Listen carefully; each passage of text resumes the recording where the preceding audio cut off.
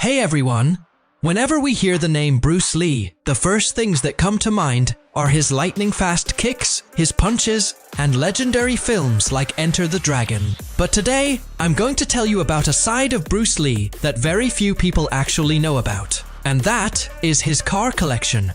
Yes, Bruce Lee wasn't just a martial arts legend.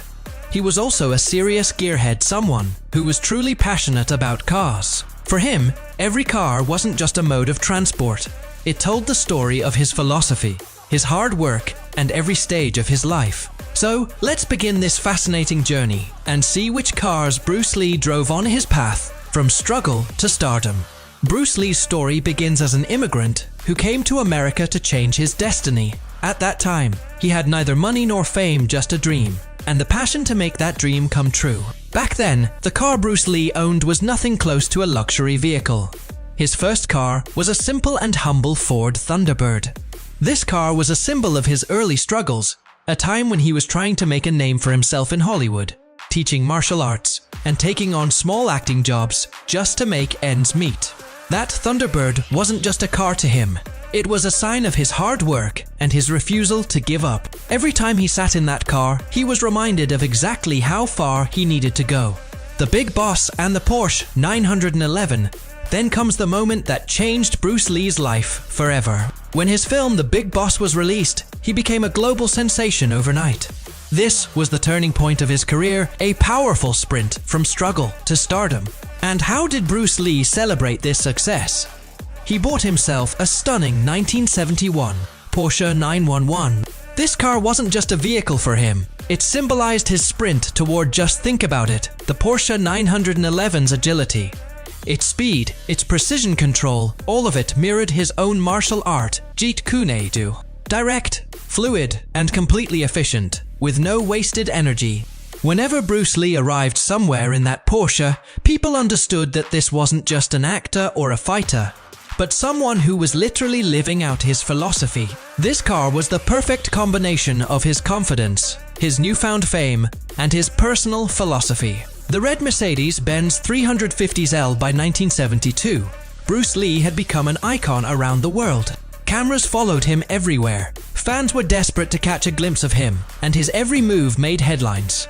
Around this time, he bought a beautiful red Mercedes-Benz 350 SLR 107. This car was both luxurious and disciplined, reflecting the duality of his life: public brilliance on one side and private struggle on the other. What's really interesting is that the more fame Bruce Lee gained, the more he felt the need for privacy and solitude. This red Mercedes represented a balance for him: on one hand, a show of glamour for the world to see, and on the other, the inner battle he was going through. Friends recalled that he would often talk about soon opening his own dojo under his own name. This Mercedes was more than just a car to him. It was like a rolling vision board, a constant reminder of his mission to rise on his own terms and succeed through his own efforts. Cars from the movie set. Now let's talk about another interesting angle. When the biopic Dragon, the Bruce Lee story was made about his life, the film also featured iconic cars from that era to help the audience feel the vibe of that old golden age of Hollywood and Hong Kong cinema.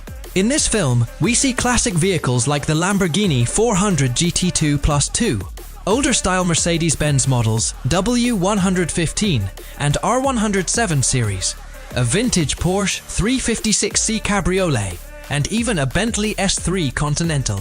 These cars are proof of just how much importance luxury and performance vehicles held back then, and how such cars became part of the style and status surrounding a figure like Bruce Lee. The Rolls-Royce Corniche. Now we reach the most emotional and heartfelt part of this story. In the final days of his life, Bruce Lee was dreaming of another dream car, a Rolls-Royce Corniche. This was meant to be the ultimate symbol of his success, a car that would represent the peak of his career. But sadly, fate had other plans. Bruce Lee passed away unexpectedly in 1973, and the Rolls-Royce he had ordered never made it into his hands. That Corniche was never claimed, and it became a sad symbol of his unfinished story. It's heartbreaking to think that a man who worked so hard and achieved so much was left with one unfulfilled dream. But it's equally true that Bruce Lee's spirit, his philosophy, and his legacy are still alive today. Just as he himself once said, "Be like water, So, as we've seen, cars weren't just about glamour or showing off for Bruce Lee. For him, every car was an extension of motion, a vehicle of freedom that reflected his ever-evolving philosophy. From his humble Ford Thunderbird to his unclaimed Rolls Royce Corniche, every single car tells a story of the pursuit of perfection, balance, and truth. And it's remarkable that even though his final car never touched the road, Bruce Lee's passion and spirit continue to inspire people around the world today. If you enjoyed this video, don't forget to subscribe to the channel and hit that bell icon so you never miss our upcoming amazing car collection videos. Let us know in the comments which of these cars was your favorite. See you in the next video. Until then, thank you for watching.